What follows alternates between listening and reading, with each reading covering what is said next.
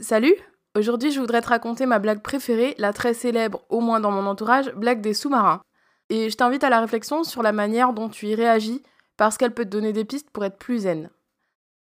Avant de poursuivre, sache que j'ai écrit un article qui complète cet épisode et dont tu retrouveras l'adresse en description. Je te la raconte d'abord pour que tu comprennes où je veux en venir, ou que tu comprennes plus rien. C'est parti.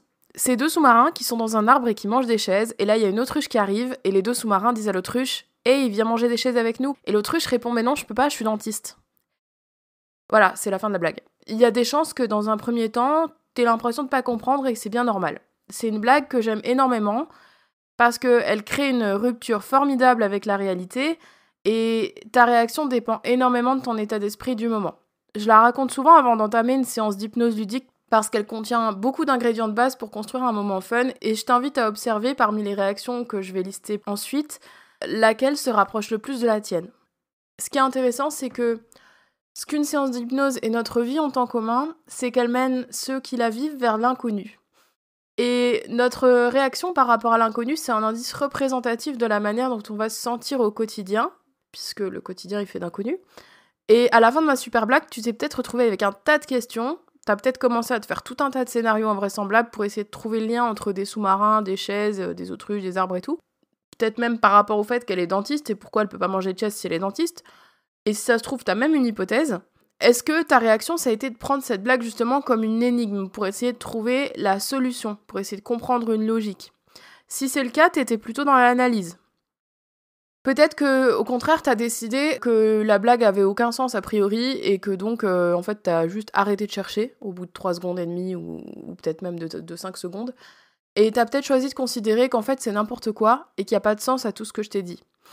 Et donc, refuser d'y réfléchir plus longtemps.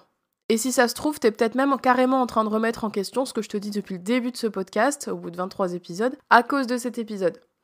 Et du coup, on dirait plutôt que t'es dans la résistance.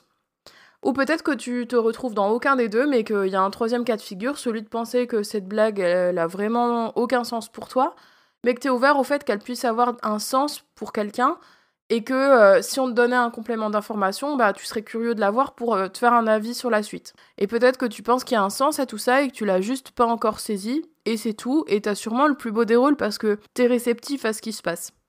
Et je pense qu'on passe tous de l'un à l'autre, selon nos envies, nos capacités, les événements qu'on vit, etc.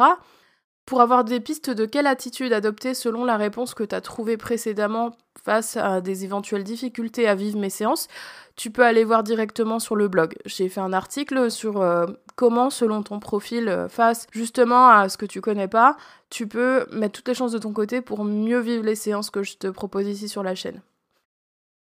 Mais pars pas, l'épisode n'est pas encore fini.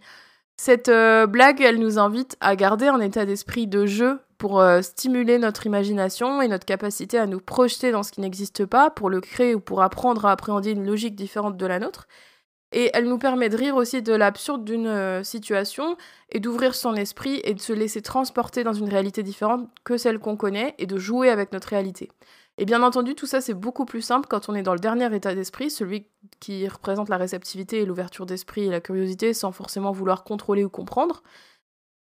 Et si ces éléments sont capitaux pour passer une séance divertissante et efficace, je me demande s'ils peuvent apporter les mêmes bénéfices dans nos vies que dans une séance d'hypnose. Parce que c'est clair que parfois, on a l'impression que nos vies sont un peu des blagues, comme par exemple quand on nous passe des téléfilms de Noël au mois de mars.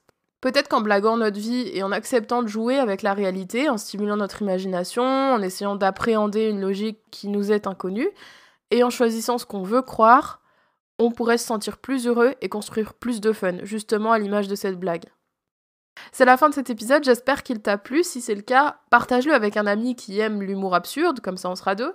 Je te laisse mes liens dans la description. Merci pour ton écoute, porte-toi bien et à demain.